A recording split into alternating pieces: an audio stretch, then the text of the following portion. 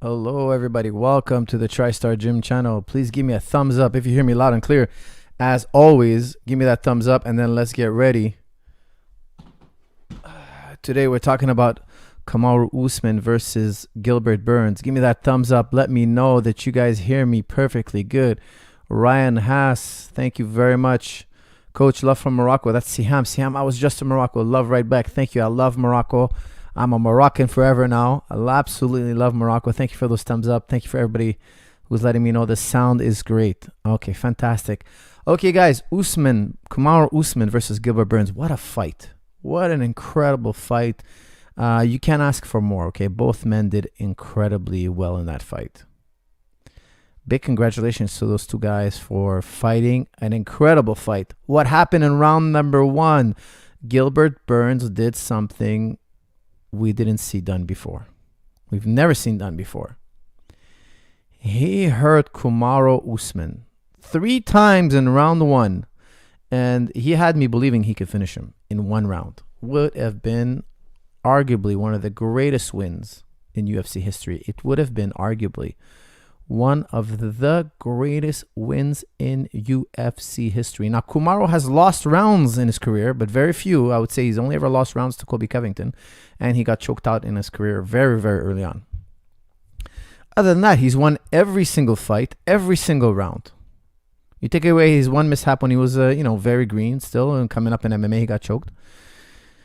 He's only ever lost rounds to Colby Covington, and even the rounds he lost were so close. They were so close. Gilbert Burns steps in, and within the first minute, he's got Usman rocked, hurt, bad. Catches Usman with an overhand right, punishes him with an overhand right, and then what does he do? He follows it up with another good shot, another good punch, and then a knee. Yes, he got taken down in that fight. He kind of threw a kick and kind of got tripped up, ended up on his back. Usman was kind of kicking the legs, kind of buying time, recovering.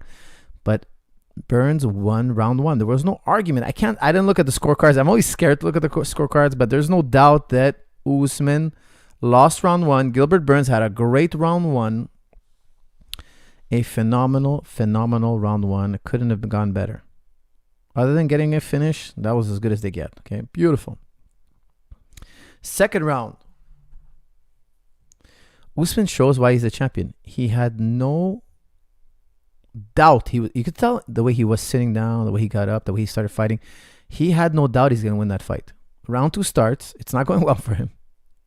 But you look in his eye, you look at his demeanor. This man believes he's going to win this fight.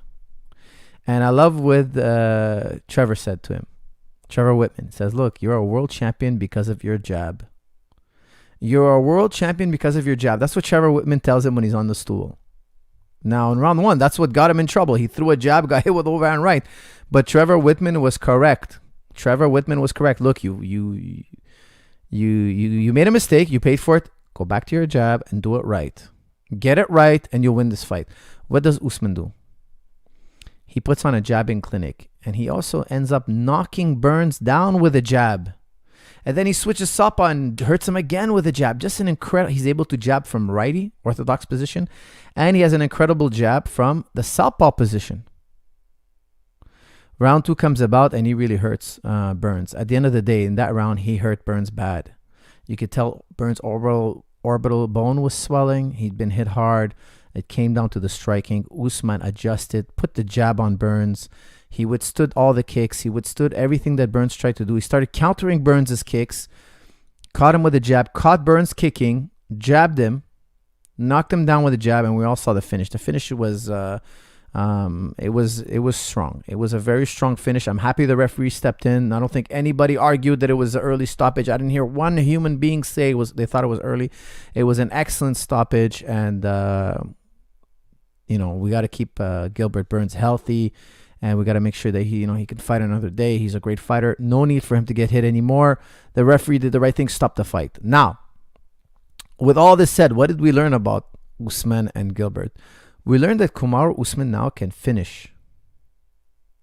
He can finish for real. Like he's learning to become a great finisher.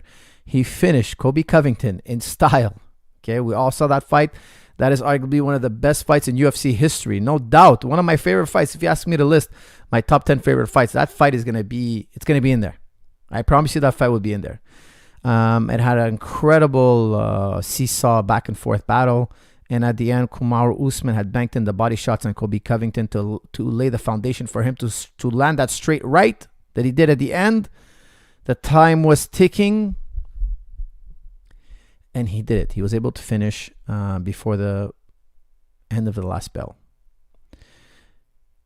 Then in Gilbert Burns, he finishes Gilbert Burns with style. Again, the number one knock on Usman is that he doesn't finish fights. And now he's 2 finishes in a row. The sky's the limit for him. Now, who's next? Who else can step up and fight Kamaru Usman? Well, that's going to be tricky. You know, we have Khamzat, who's a very, very intriguing up-and-comer. We still want to see him win maybe 1 or 2 more fights, then put him up against Usman. Maybe he does another big win and he goes right away against Usman. That's the one guy I'd love to see him fight Usman. But other than that, guys, I just see that it's going to be very difficult for anybody to make things competitive because he's beaten everybody else. He's literally fought almost everybody that's worthy in the top 5. And, I mean, you can argue Wonderboy can get a shot at there. He just won a big fight as well. So that's another great contender to go up against Usman. But who else is there other than Khamzat? Right now, I think it's just really the new face that can maybe get us believing, get us tuning in that, there's Wonderboy and there's Khamzat. Of course, for those of you who don't remember, Usman already beat Leon Edwards. Now, Leon Edwards is a whole different animal now. He's been on a win streak. Things will go very different, but I still feel that Usman will win that fight. That fight's been done. It's not as exciting to me as a Khamzat or Wonderboy fight. So those are the 2 fights I'm looking forward. Some people are saying George Masvidal. He already beat Masvidal, but of course Masvidal is a fan favorite. He didn't get a full training camp the other time. Okay, so maybe he fights Masvidal again. But let me ask you this. Are you all going to tune in to see Masvidal versus Usman, or would you tune in more to see Usman versus Wonderboy or Usman versus Khamzat? We all usually want to see a fight we haven't seen before. Now, with that said, I still believe that Colby Covington's still there. He's going to win 1 or 2 fights more, and he's going to challenge Usman. So we got Colby in the mix, even though we've seen that fight, but that was a very close fight. We got Khamzat, we got Wonderboy. And maybe, possibly, down the road, maybe even a GSP fight. Who knows? I said it. I know I'm going to get asked about it 100 times. That's why I said it. That is a possibility, guys. But I think if GSP comes back, it will probably be for a mega fight with Khabib. I think that would be the bigger prospect of the 2.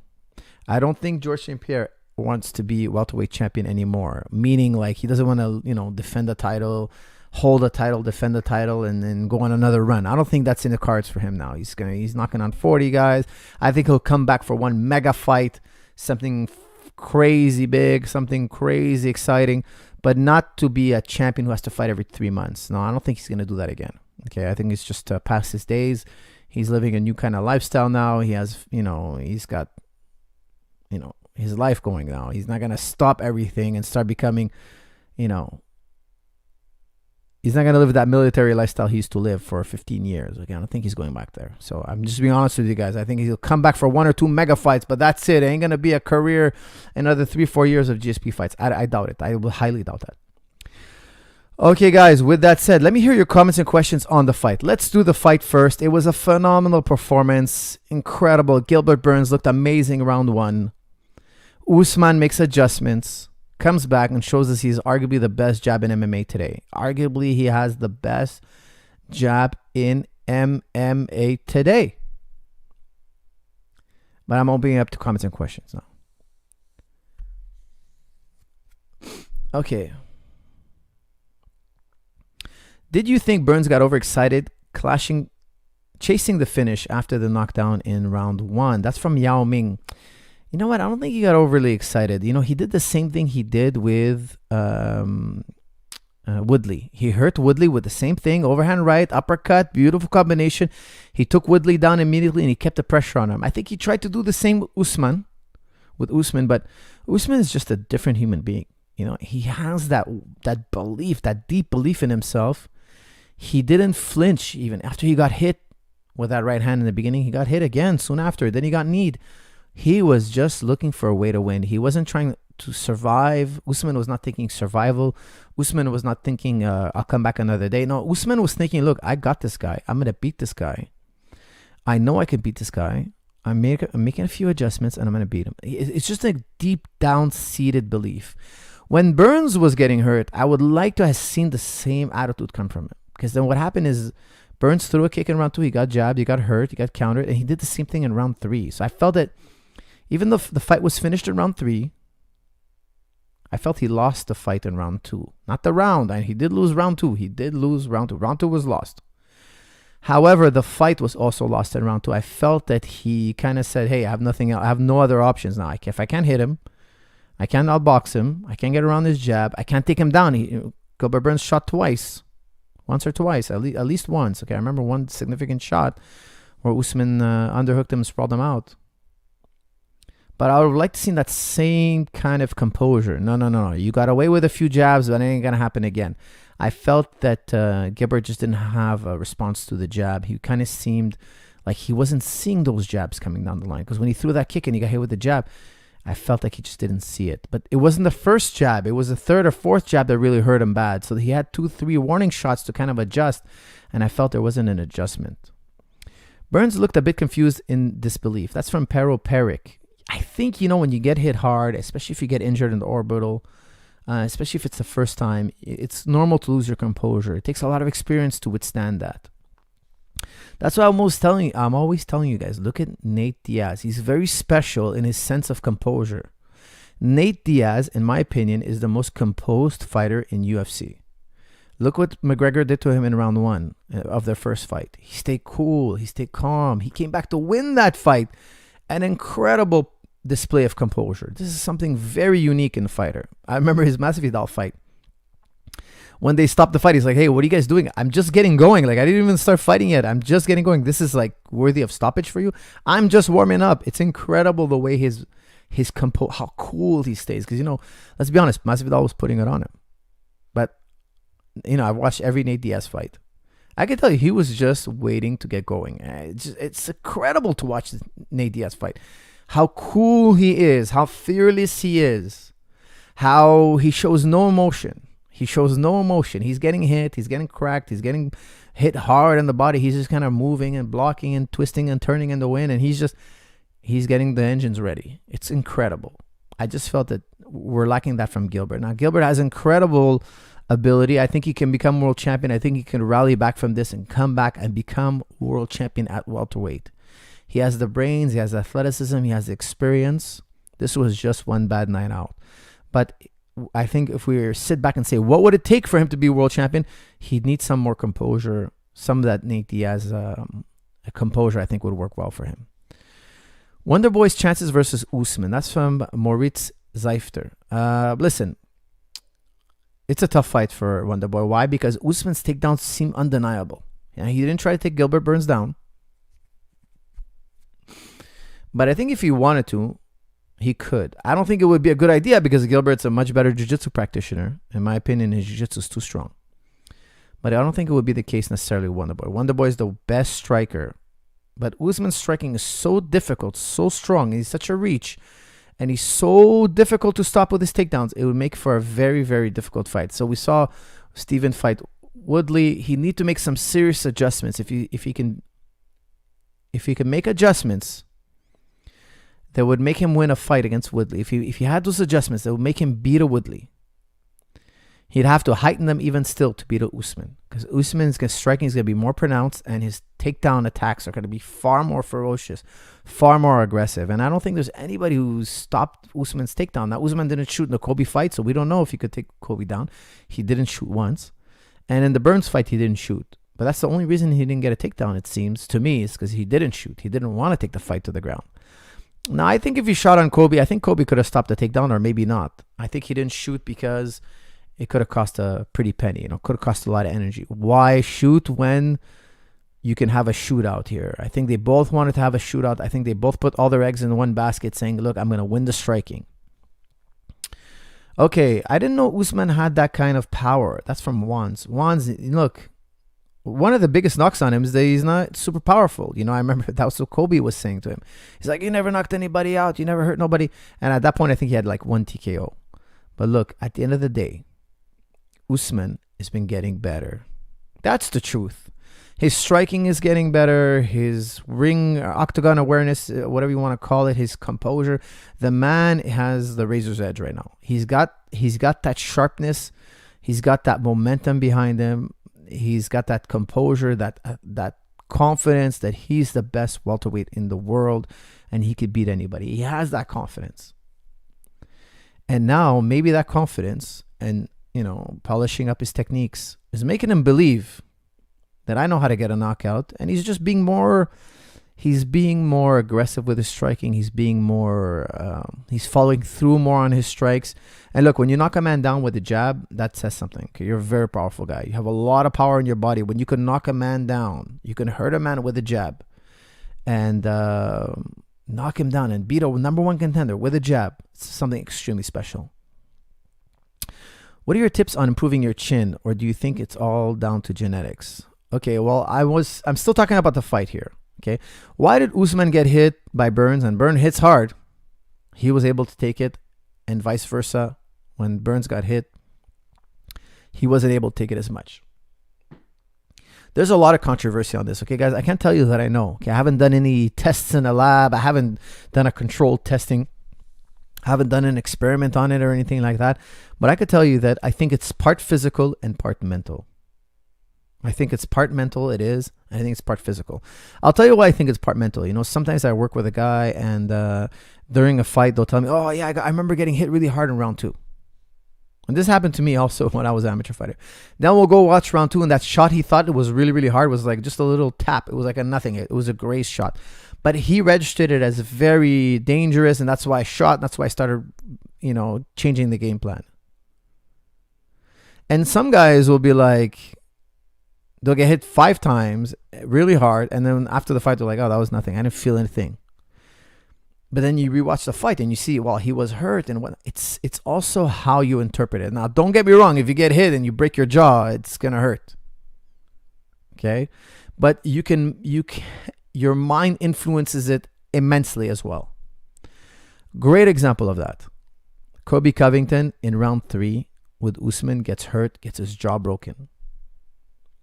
Now, like Colby Covington or not, he's got an incredibly tough mind. He comes back, in my opinion, wins round 4 with a broken jaw. He comes back to win round 4. Very close fight. But with a broken jaw, he comes back to win round 4. I think a lot of guys would have quit on the stool. A lot of guys would be like, I have a broken jaw. That's done. I'm done. And I wouldn't blame a guy for doing this. I wouldn't blame anybody if they have a broken jaw to stop the fight. I think it makes sense because you can really, really get injured now. It's not about being tough now. There's a broken bone here on the table. We got to take this seriously. It can get really, really dire. But no, Colby Covington didn't even whisper a thought that he wanted to stop the fight. Now, I tell you something. That injury, a broken jaw, would stop the vast majority of fighters. I think it's part physical, but also very much also part mental. Usman was flinching and closing his eyes during round 1. Trevor Whitman calmed him down. What do focus on to calm your fighters down between rounds? I think you mean, what do you focus on to calm your fighters down between rounds? That's from Thierry. Thierry, shout out to you, my friend. I like to make them breathe. So you sit on the stool, breathe. Take a breath, catch your breath. Take a deep breath, breathe. Here's some water, ice. I don't start with the talking right away because I feel like their mind is going to race. They're not going to understand anything you say. Calm down, breathe. Okay, this is the game plan. This is what we're doing. One clear objective. And that's why Trevor did such a great job. He brought him down, brought him on the stool. Usman was already calm. Usman is a very calm guy in the fight. He's far from panicking, far from being, he's a true professional. He's been competing in wrestling in his youth. I'm sure that helped immensely for his competition he has today. Okay. When he's competing now, you can see he's very calm. And Trevor's like, hey, you're world champion because of the jab. Go back to that jab. The jab is the whole key to this fight. And he was right. And Usman got his bearings back. And why was he calm? You know what? It's belief. He believes in his jab. Yes, he missed his first jab and he got hurt for it. But he knew that was him throwing the jab at the wrong time. Usman was circling to his left. And he threw a short jab, got too close to Burns, and Burns clipped him. He made a mistake. He knows the mistake he made. He's not going to do it again. He got a taste of that bad medicine. He's not going to do it again the rest of the fight. The jab is still good. The jab will still work. The jab's been proven. He knows he's got a good jab. He's tested in practice. He just stayed calm and cool. Me, what I like to do is I like to make guys breathe, catch your air, here's some water. I don't talk too much right away. I give them about 10 seconds to compose, calm yourself. And then I have about 30 seconds to talk to them. And then when it's time to get up and catch the bell. Because they make you stand up before the 1 minute is over. Okay. With that said, guys, give me your comments and questions on this fight. And let me know how much you like this fight as well. Did you guys appreciate it as much as me? Because I absolutely thought it was an incredible fight. Both men I thought did amazing. Do you think Khamzat beats Usman by early 2022? That's from Amit. I don't know. That's a very tough one. I'm still, Khamzat's impressed me very much, but I would love to see him do a 3-rounder so we can see a lot more of him. I think I've seen him in person. He's so tall. He looks like a freak athlete. Tall, lanky. We see his explosiveness in the octagon. We see how hard he hits. He's a tremendous contender. And sooner or later, he's going to be world champion. Yes. Will it be against Usman? I don't know. Has Usman too much muscle mass? Would less be better? That's from Jafar. No, I wouldn't say that. Why on earth would you say he has too much muscle mass? No, I wouldn't say he has too much muscle mass. Great fight, but I wanted Gilbert to win. That's from Zoot Jitsu. Well, it would have been great to see Gilbert win. I've trained with him in the past. He's a great guy, phenomenal athlete. But no, it was Usman's time. It's still Usman's time. This is the Usman era. I don't know if anybody beats him for a while. No, it's going to be a while before anybody can get close to him. What could Usman have done to avoid Burns' punches? That's from Brian Redband. Don't circle to your left while you're jabbing. Don't circle so hard to your left when you're jabbing like that, because you're circling right into the power side. Very basic mistake. It happens to all of us. Every so often we make a mistake like that, and you got clipped. Khabib versus Usman, unbiased. That's from Yosef. Well, look, there's a size difference, okay? So I'd have to go with Usman because he's so much bigger. But if they were pound for pound, I would go for Khabib. I'll be honest with you guys. If they were pound for pound, both of them, the equal size, I think Khabib wins. Does Masvidal stand a chance versus Usman in the rematch? That's from Henry Helen. Yes, he stands a chance. Masvidal is a very dangerous guy, but at the end of the day, I think Usman wins that fight.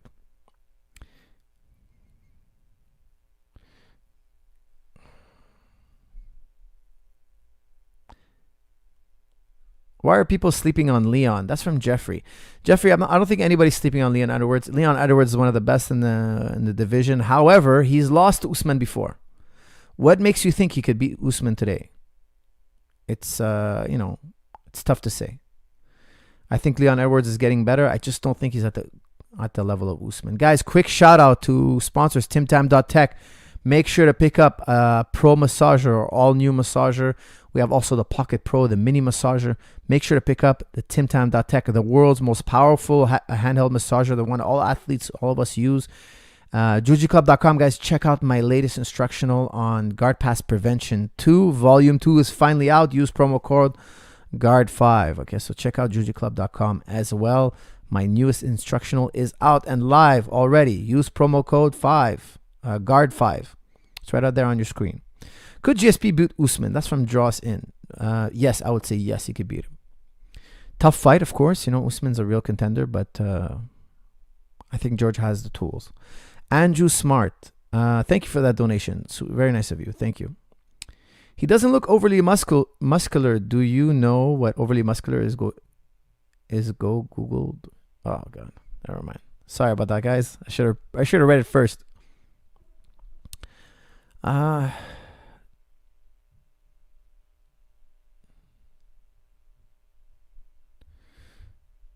See super chat. Okay. Is Usman possibly on using steroids? He looks overly muscular. That's from Amit.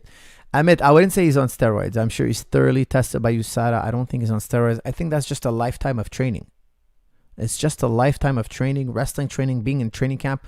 After training camp, since you're young, you develop a muscular body, and that's just the way it is. It's also partly genetic, but I don't think he's on steroids, no.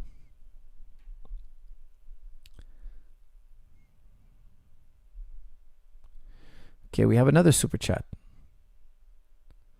Coach, I'm the greatest to never do it. I will fight GSP for his last fight. I want GSP. Dana, the fans, we're all on board. Where you at, George? That's from Moritz. Moritz with a $5 shout out challenging George St. Pierre. You're going to need more than $5 to get him back in the octagon, I think.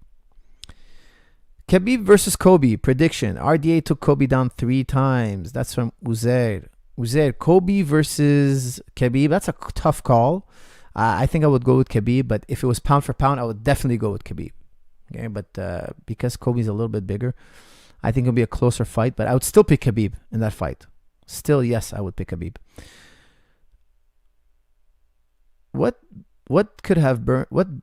could Burns have done to capitalize on the shots he landed in the first round? That's from Mubashar. Mubashar, that's a really good question. I think that's a question he's going to be asking himself for a long time. You know what I didn't like is when he threw a kick, he got kind of taken down. He got his kick kind of trapped and punched, and he fell down. That took away his momentum. Usman started kicking his legs. You know, he had a good minute. Then you saw Gilbert Burns tried to get up, but that one fall, that one kick kind of stole his momentum a bit, because Usman was smart enough to kind of kick his legs and keep the fight going. Because, you know, if you don't hit the guy, the referee will just stand Burns up. He kept kicking him, and he kind of gave himself the time to recover, reassess what's going on. I think that kind of lost him the momentum. So if he had to go back, maybe just stay very careful, not getting your kicks caught, not getting your kicks countered.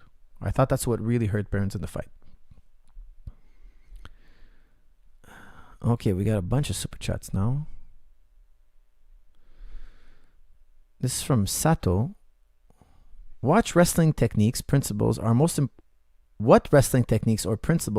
important to learn for BJJ guy with limit but regardless access to wrestling coach? Shout out to University of Toronto Grappling Club. Thanks. That's from Sato. Sato, just get a good basics video or a good basics book and drill the basics. Single leg, double leg, duck under, arm drag, body lock takedowns, snap down. Just stay with the basics. Drill the basics every day. And from there, you get into more complicated moves. But the basics are always the best, okay? Especially when you start a new art. Drill the basics. Very happy to see you again, Coach. Is Usman the most mentally tough fighter in UFC? That's from Jal Panchal. He's among them. I think who's the toughest? The toughest mentally? That's tough, man. I'd probably say Khabib. I would say Khabib, man. He was in the highest pressure fight. When he fought McGregor, he was in the highest pressure fight you can be. The most TV, the most media, the most questions, the most interruptions to your training, the most media, the biggest media circus he'd ever seen in his career. Now, McGregor knows how to handle it because his whole career has been one media frenzy after another. You know, he's so famous in the media. Like, the media just wants him so bad. But Khabib was thrusted in this jungle of media. I handle it so well, man. His composure. And that's something you might not think can get you in a fight. Believe me, the media can get you because they interrupt your training. They interrupt your thought process. Every day you wake up, your phone is blowing up. The UFC wants you to talk to this guy, that guy. Somebody, your manager wants you to meet with this person. Like, it's just too much distraction sometimes. But Khabib got in there. He fought like it was just a regular sparring. He was so cool. Even in between rounds, you see him, he was so cool. Nothing fazed him. I love that about Khabib. It's incredible. Even the media, I love when they were doing the press conference. And McGregor, you know how he is. He's trying to get in your head and all that. He's sounding off on Khabib. He's saying every nasty thing he can think of. And what does Khabib say? He's like, I already knew he's going to say that. I was expecting him to say this. I knew already he was going to say this. Whatever. It was incredible. Now, contrast that with Jose Aldo. Jose Aldo was getting upset, man. Jose Aldo was like, are you serious? You're a clown. You're this. Man, I felt like it was getting Jose riled up. Khabib was like, whatever. And then when you see him fight, watch that fight, man. He was cool. So cool. It was incredible. Again, that comes with experience, guys. He's been fighting since he's a kid. It's just different level of comfort. Okay, what else we got here?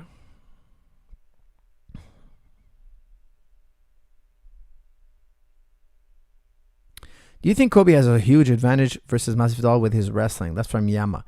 Yama, I think so. I think if they fight, the wrestling will be a problem because, you know, it's just, judges love that. When you get a takedown, you get on top of a guy and you control him, it'll give you a lot of chance to win that round. So he can definitely bank in 2-3 rounds with a few takedowns. And we know Kobe's got incredible conditioning, so he can do it over and over again. Maybe every round he can get a takedown. Coach, what separates a good MMA gym from an elite MMA gym? That's from Jose Reyes. I think a good team, like good willing students with good talent, talented, hardworking students, a good trainer, and a great relationship between the two. Good trainer or great trainers, multiple trainers. You need hardworking, talented individuals, and and very, very good trainers. Those are two things I think that will make a huge difference. Do you think Usman can beat Whitaker at 185? That's from Aziz. That's a very interesting question. I definitely think he has a chance. Not an easy fight, but definitely has a very good chance.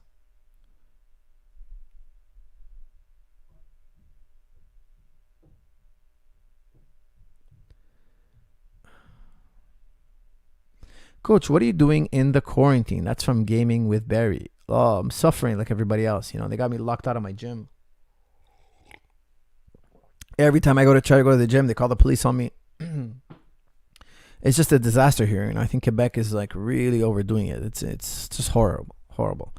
It's basically a quarantine after quarantine. They keep telling us, oh, in 4 weeks we're gonna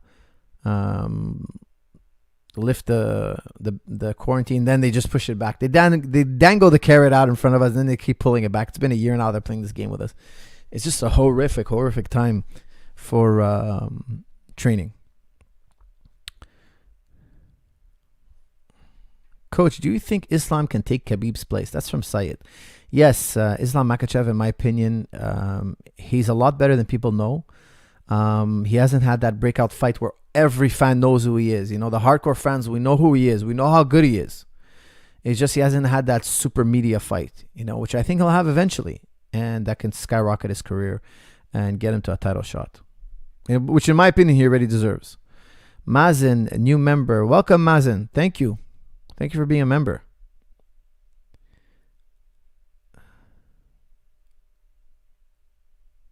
Does Usman have a better resume than Khabib? That's from Kalim. In all honesty, I would say no. Okay, because Usman has lost rounds, and Khabib has only ever lost one round in his career. And he's defended his title in style over and over again in mega fights. And by mega fight, I mean his fight with McGregor. Usman hasn't had a mega fight yet. Don't get me wrong, he's fought a very difficult competition. Actually, you know what? I would say the Colby Covington fight was a mega fight. Let me take that back. No. The Colby Covington fight was a mega fight. It wasn't at the level of a McGregor fight. You know, like that prestige, that level, the whole world is watching. And that has a lot to do with McGregor. It doesn't have a lot to do with Khabib. It's just that Usman hasn't found his McGregor, you know, to make his name that well known. If he had a quick talking super ticket seller, you know, if he had that in his division, it could make his name known. It could become a household name. Now Khabib has become a household name. Everybody knows Khabib. Like everywhere I go, people are like, you know Khabib, you know I love Khabib. It's like everywhere I go after he fought McGregor, I hear about Khabib. It's incredible. Whose boxing is better, Alex Grasso and Irina Aldana? What? Sorry, I don't know what that is. Oh, Alexa Grasso. Sorry. Okay. Can McGregor beat Masvidal? That's from Henry Helen. That would be a tough fight. Honestly, I think Masvidal's too big, too strong. We saw what happened in the Poirier fight. I think Masvidal does that more often than not, let's just say.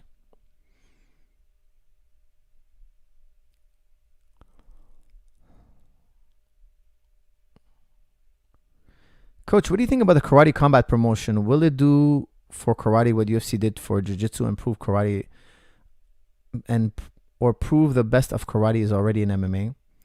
That's from Gerard. I don't know if it's going to catch on, to be honest with you. I think it's going to be good, but I don't think it will get anywhere near the UFC level.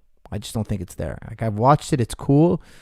I just don't think it's there. Unless they get a mega star, you know, somebody out there that's finishing fights in a handful of seconds and just doing something incredible that everybody has to tune in to watch.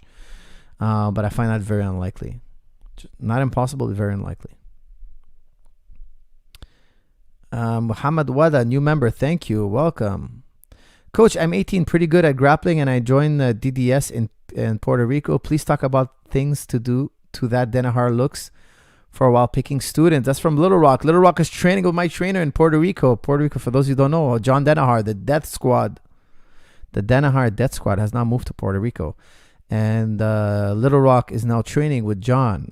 I would suggest put in a lot of hours. Show up to every practice. John will notice you after a while. Be a very dedicated student, and sooner or later you will catch his eye. Miss practice, duck out early, come to practice late. he won't pay so much attention to you. So in my opinion, put in that work, be a good student, and believe me, he will spend time on you. What game plan would you give Kobe to win the rematch? That's from Mortiz Zafer. Listen, I think you must counter Usman's jab. And you must counter his attacks to the body. That's two things that Kobe didn't do. Now, Usman's jab is better. Now, after seeing what happened in his last fight, you got to assume that you got to have a good plan against that jab. But Kobe lost the fight, in my opinion, only because he didn't have a good counter to the teep to the body and the punch to the body. He never made Usman pay for those shots. They were just free. From round 1 to round 5, those shots were free. He would hit Kobe to the body and nothing bad would ever happen, not even once. You got to make a guy pay for throwing stuff like that, because if you don't, he won't stop throwing them.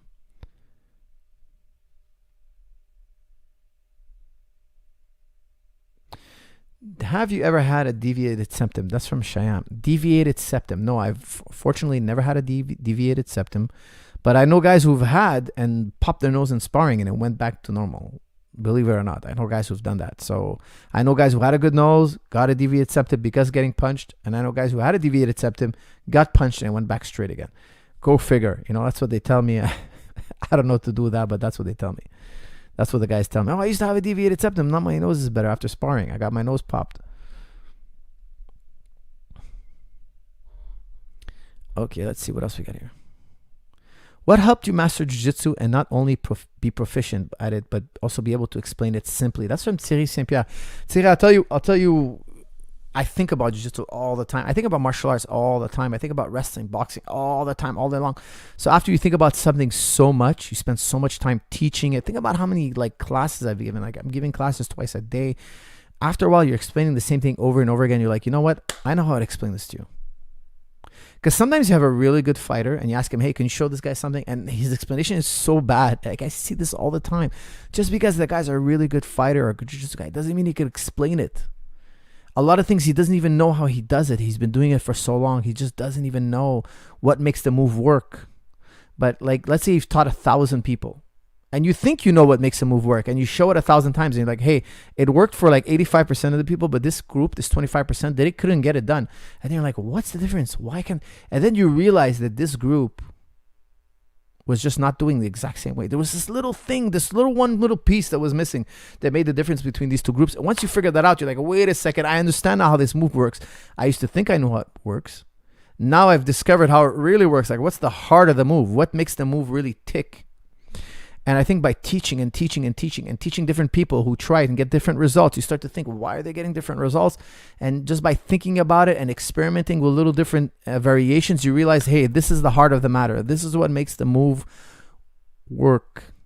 And when you figure that out, it's gold. Then you have this gem. You could just share it with anybody. You want to know how this move works? Well, here's the gem. This is how it is. That's why if you look at my instructionals, it's all about those little gems. Here's a gem. This is what makes the move work. And if you find that gem, then you have this confidence that the move's going to work. That's what I love about, that's what I think about it. So I'm always looking for these little gems, what makes the difference? Why did that guy's underhook work and that other guy didn't work? What made the difference? It's like everything else. You think about it long enough, you'll eventually have an epiphany. But that epiphany is just another level. There's more levels. There's an infinite amount of levels. Fidas, you are motivation. Thanks, man. Is Ayman ready? That's from Alush. Yes, sir, brother. Ready. Make sure to tune in. All right. Thank you for that. In sparring, sometimes I'm being too patient, afraid, being countered. Any help? That's from Samuel. Samuel, look, if you're being too patient, you're being nervous, you're sparring too hard. Go back, find somebody you're comfortable sparring with, and start with hours and hours of touch sparring. Just play sparring. Build that confidence that you know what a punch is, you know what a kick is. Because if you're so nervous, because it's like getting hit for the first time. You just don't know what to expect. But after you've been hit 1,000 times, it's like, okay, I know what to expect. I sparred so many different type of people. When I get kicked, I know how to behave. I know I know what sensations to expect. It doesn't surprise me. So you just got to take it down a notch and build back up. Did you hear Ngannou's story on JRE? Do you think surviving such a journey could explain how he was able to take such a beating from Stipe? That's from Iteo Klos. I just saw a headline. I didn't listen to his interview, but I saw a headline that he was searching for landmines. Like he was hired as a child to, I don't know what they call it again. It had something to do with landmines. Let me look it up because I don't want to. Hold on a second. Ngannou.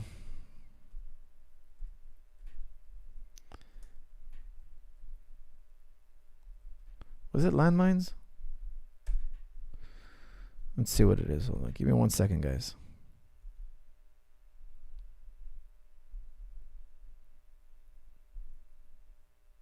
This is it.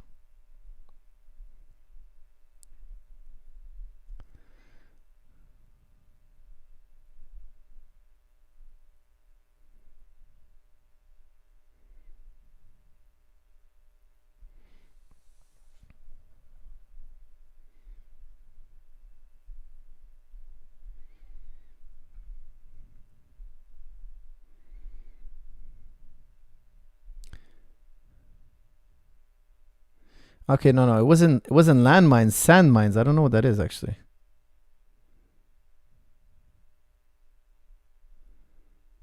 I don't know what sand mines is. I don't know. I guess he's digging holes. I'm not sure what exactly that means, but I'm sure. Look, all our backgrounds make who we are today. You know, it has a major influence. So I'm sure it was a lot of manual labor. Probably. I had read landmines. I thought like I had no idea what to think. So that's why I wanted to look it up. It's sand mines. I don't know what a sand mine is. Unfortunately, let's see what it is. Sand mines. What the hell is a sand mine? Sand mining.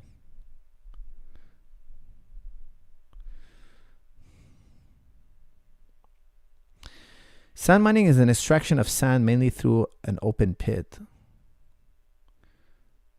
So you're digging holes, basically. Yeah, it must have made him really strong. You know who's a big believer in digging holes was George Foreman. George Foreman's workouts was digging trenches, like just for physical labor, just for preparation for fights. That was one of his workouts. So he was one hard-hitting man. Arguably one of the greatest punchers. One of the hardest punchers was George Foreman, no doubt about it. So maybe there is a correlation there. Coach, what MMA or martial arts YouTube channel would you recommend besides your own or even unknown channels for tutorials or workouts? That's from Vash Stampede. That's a good one. One of my students I work with was Jeff Chan. His name is his YouTube channel is MMA Shredded. Check him out. MMA Shredded. Shout out to my buddy Jeff Chan. Okay.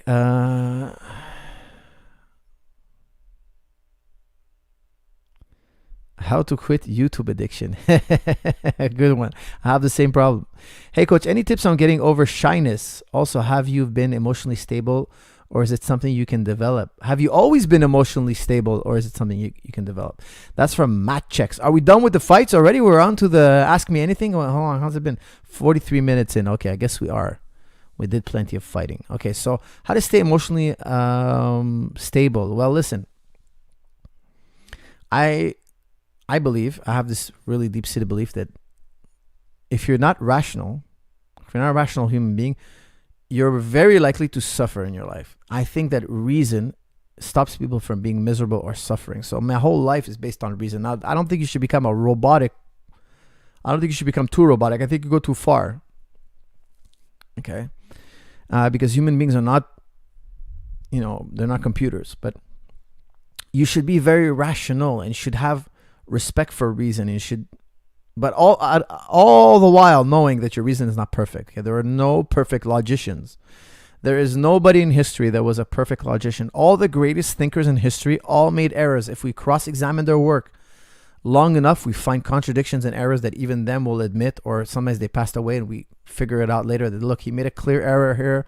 There's no way this can be right. And, he's human, he's fallible. So, developing your reason, like you would a muscle, read books in philosophy, read rational arguments, listen to debates, listen to, anything that has to do with scholarly work. And eventually you're going to develop a taste for reason over emotion. So something's going to happen in your life. You're going to be like, what's the most rational thing I can do? As opposed to letting your emotions rage.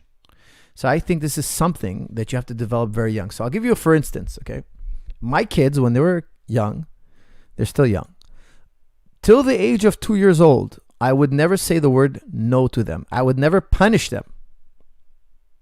Why? Because I read in psychology books that they can't reason until the age of 2. So at the age of 2, you're not Socrates here, but you're starting to reason. You can now follow, not a rational argument, but you can now follow little guidelines and rules and why. You could start to understand the why you don't pull the dog's hair. It gives him a boo-boo. Like, okay, the kid, okay, boo-boo's not good. Don't hurt the dog. Don't throw a metal car at your brother's face. Why? Gives him a boo-boo. Oh, okay, yeah, boo-boos are bad. Boo-boos are bad. Bad. So what did I do with my kids? My kids, I wouldn't give them any consequence whatsoever. My son could take his plate of food, throw it on the floor. Before the age of 2, I wouldn't say anything. I would just clean it up. I was just like his slave. I would just go clean it up. And he's the emperor and I'm just his, I'm his butler. I'm nothing to him. At the age of 2, I started giving them timeouts and explaining to them why they have timeouts. And I just all about reason. Our whole relationship is based on reason. What makes sense?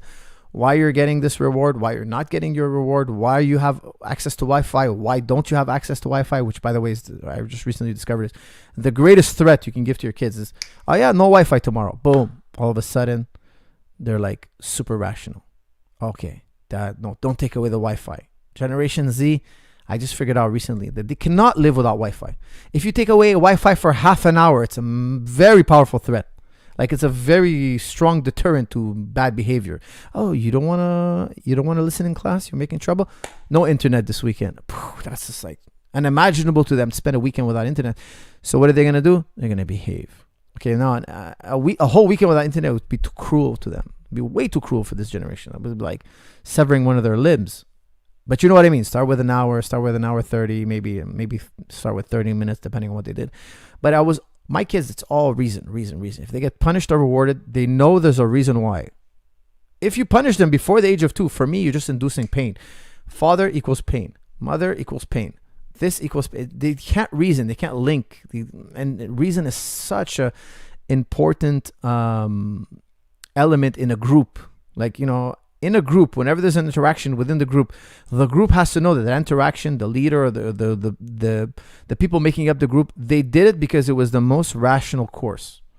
Those kind of groups, in my opinion, will last long and they'll thrive. Whether it's a business, a family, friendship, reason is the key. Reason is the most powerful tool a human being has. Or one of the most powerful tools a human being has. Hey, Coach, long time no see. Like to hear your thoughts on people calling Usman the welterweight GOAT. Do you think there is a bias with today's fighters? Guys get put up on the list too quick. Perfect example, T-Wood. That's from Mazen. Mazen saying, look, when T-Wood won, everybody's saying he's the greatest of all time. Now Usman won, he's the greatest of all time. It's a matter of opinion. I think even statistics can't tell you the truth. At the end of the day, you have to go back and look. When was the golden era? And who was the champion of that golden era? That's what we do in boxing. Now, for me, Muhammad Ali was the champion in the golden era. Mike Tyson was a champion, but he wasn't in the golden era of heavyweight boxing. So that's why I would have to say, look, Mike Tyson could be better, but we'll never know because Muhammad Ali was the king of the golden era. So you have to kind of compare him also to his competition. When George won the title, he had dethroned a Matt Hughes that just couldn't be beat at one point. He was the first guy to beat him, and then he stayed unbeaten. He didn't lose the title after a few fights. Okay, so again, it's very difficult. It's up in the air. It's not something we can objectively say. It's just a question of sports talk. We just kind of weigh the evidence, but there's no conclusive way to know. I feel like I have no discipline. I've read 7 habits, but still can't habitually wake up early or do anything. I also feel I have no passion. I like MMA. But social anxiety has stopped me from starting. That's from Zishan. Zishan, my brother, my friend. I love how you wrote this message. You have no reservations. I love it. Zishan Iqbal. That's probably his real name. He has no shame. He's like, hey, I have no discipline. I've read the 7 habits. I still can't stop myself from sleeping in. I still can't stop myself from being lazy. Even though I got the best advice, man, I'm still lazy. Listen, I blame your parents, Zishan. I blame your parents. I'll tell you why. They should have made hard work and your routine a habit before you know it. Let me ask you something. When you wake up in the morning, do you sit there and debate whether you should brush your teeth or not? No, you don't. Because we made you brush your teeth when you were young. We forced you. You had to do it. We stood behind you. And after you do it for 30, 40 days, 50 days, it becomes a habit. What is a habit? A habit is again, according to expert Charles Duhigg, he says, look, it's a loop. It's a type of, I'm using this word loosely. Okay, it's a connection in your brain. If you do something over and over again, your body says, hey, you know what? He plays this routine very often. Let's make a synaptic connection. So the next time he does it, we can play the same we can coordinate his movements again, but it will cost us less energy. So a habit is something that becomes easy to do. When it's a habit, you actually don't think about it anymore. Duhigg says there's a stimulus and then a response, and that response plays this program that your brain has written for you. And that program just happens almost automatically. It's effortless. So you brush your teeth, your body says, oh, this guy's doing the same movement every day. Let me make a program for him. Let me program him so that when he brushes his teeth, he's going to feel it's easy. Why? Because I'm going to make this neurological loop that's more efficient. It's going to cost us less energy. The brain's always wanting to save energy. So if you know that you want this desired habit, maybe it's getting up in the morning and working out, know that if you do it for 30 to 40 days, you tough out the 30 to 40 days. After that, it's going to be easy. It's going to be addictive. It's going to be easy for you to get up and work out. This is so true. I'll give you a little story, okay? A quick little example. When I used to train jiu-jitsu or MMA, whatever, my minimum training was 5 rounds of sparring a day. So it would be 5 rounds of rolling, 5 rounds of jiu-jitsu, or 5 rounds of MMA sparring. So sometimes I'll do 3 rounds of jiu-jitsu. That means I still owe at least 2 rounds of wrestling. My day was not over until I did 5 rounds of 5 minutes. Now, I did other stuff. I lifted weights, I did technique, whatever I did. But one thing that had to be done every day, 5 to 6 days a week, was 5 rounds of 5 minutes. Now, sometimes I would do 10 rounds of 5 minutes. Sometimes I would do 6 rounds of 5 minutes, but not less than 5. Now, okay, there was a time, I was in the beat. Then I started traveling a lot, and all of a sudden, I'll do 2-3 rounds and I was done. I couldn't get to 5. I was just tired. My long days, I've been traveling and I'm traveling often, and I broke that rhythm. I broke that habit. Then it was 3 times a week I would do 5 rounds. The rest of the weeks I would do 1 or 2 or just hit the bag. I'd supplement with hitting the bag, and I never got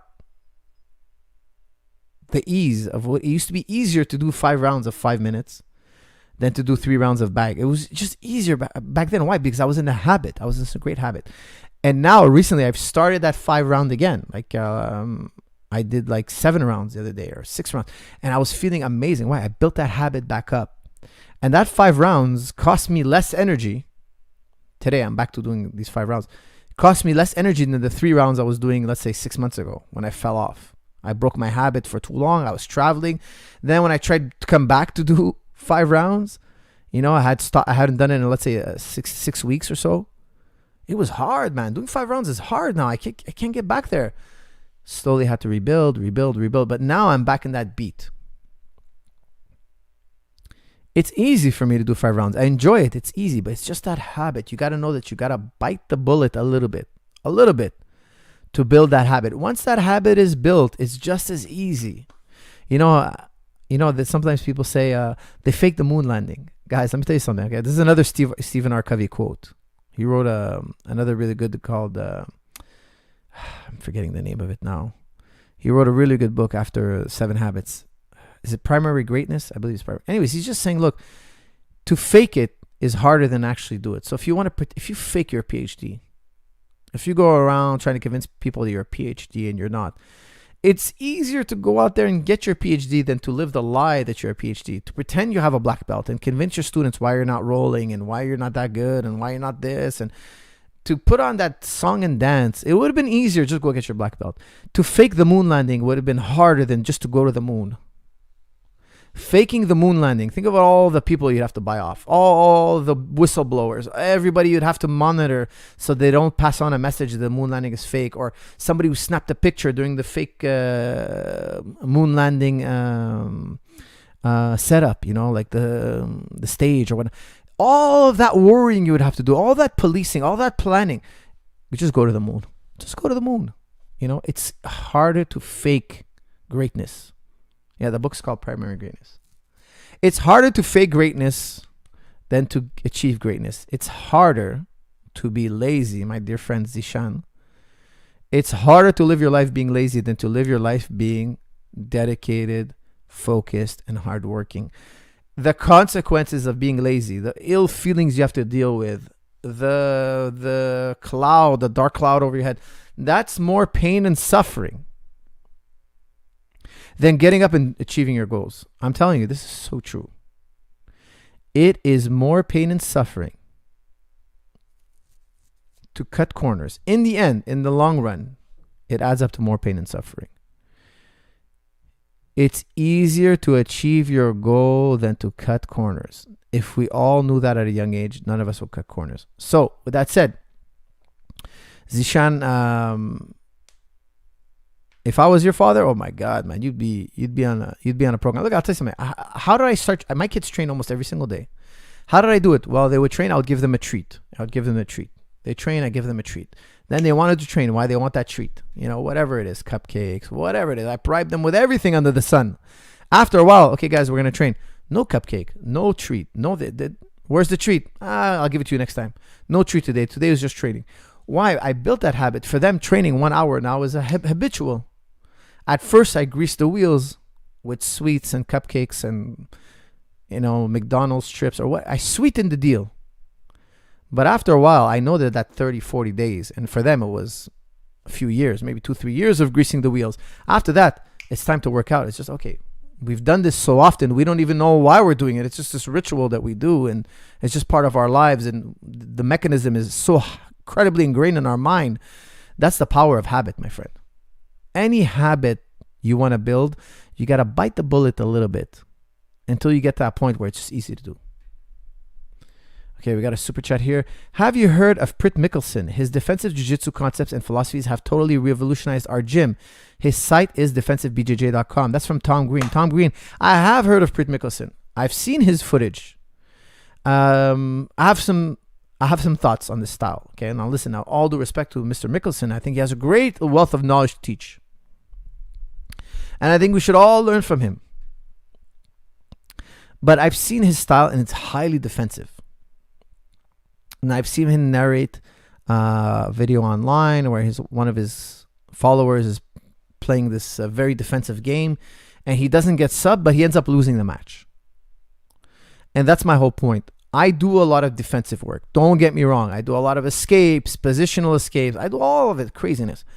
But you gotta generate, to win fights, you gotta be more than just defensive. Now, if you have an unlimited amount of time, if you're going to a fight to the death, and there's no time limit, by all means, be defensive. But if we're talking about competing, you can't win a fight with just being defensive. Okay, so I'm all for defensive training. Listen carefully to what I'm saying. I'm not saying it's bad. I'm saying it's good. Very good. But don't build your whole game on being defensive. You know why? Because one day you're going to fight a guy who's going to outpoint you. And then another day you're going to go to the highest level where if you give them your back or you show them your back, you know what? You ain't going to survive. Okay, like if you go to Gordon Ryan and you try to turtle up underneath him, guess what? You're going to get tapped. Why? Because having the back is far more leverage than defending. Don't get me wrong. Defensive is great. But that's my plan B. Plan A was for me to take your back, for me to pass your guard, for me to sweep you, for me to put you in a chokehold, for me to take your arm with me home. Plan B is I slipped on a banana peel. You got my back. You know what? I have a backup plan. I'm going to pull the ripcord. I'm going to get myself out of this. And then I'm going to jump on your neck and put you in a guillotine. I have to have that turn my defense into offense. By the way, my latest instructional regarding, it's defensive. Regarding is defensive. Volume 2, Coach Zahabi's favorites, regard favorites. But my whole thing, I say, look, you have to, number one, do this. Number two, I give you the first 3 most important principles of defending your guard. Then I say you have to go on the attack. You cannot just keep defending and defending for infinitum, because the guy is going to find a kink in your armor. If I shoot on the net 50,000 times and you're just goaltending, guess what? One of those soccer balls is going to slip through. You cannot perfectly defend for an infinite amount of time. You will make a mistake. The advantage is to the attacker, generally speaking. If we have somebody only attacking, one person only defending, or overly defensive, you're very likely to get beat. Why? Because you're just defending. Now, I'm a huge believer in defense. Don't get me wrong. I just think the guys take it too far. Let me give you a perfect example of that.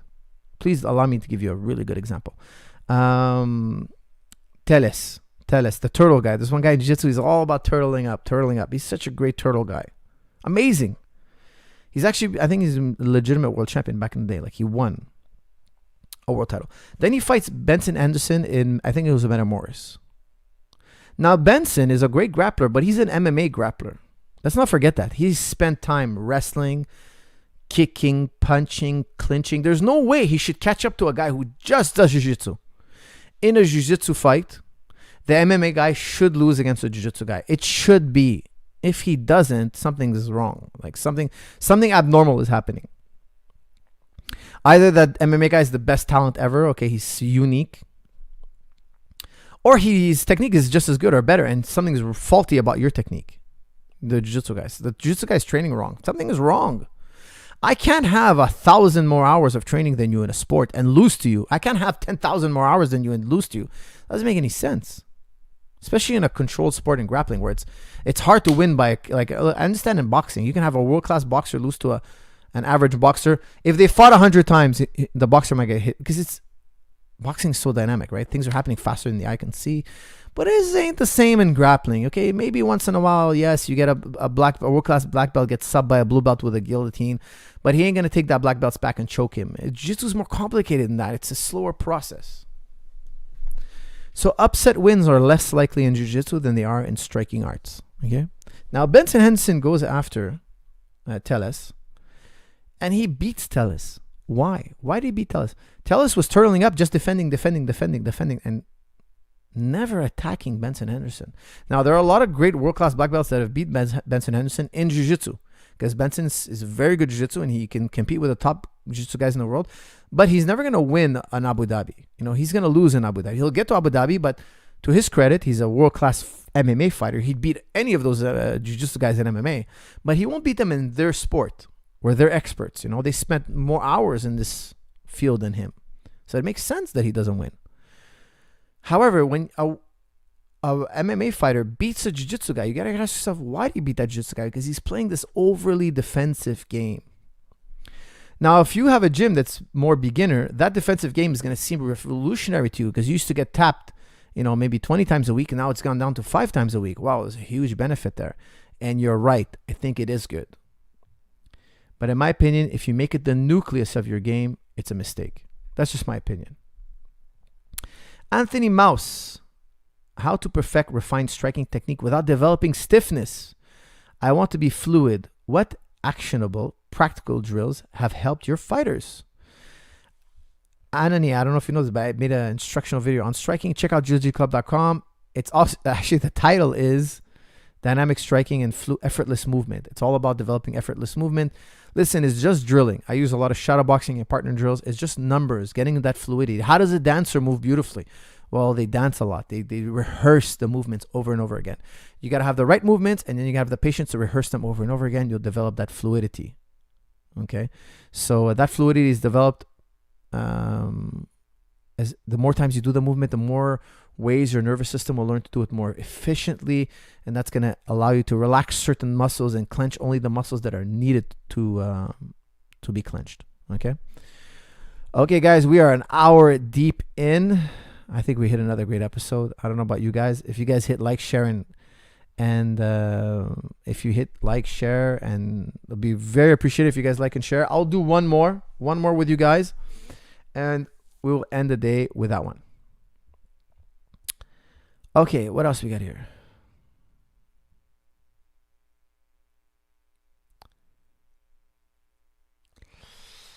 What else we got here?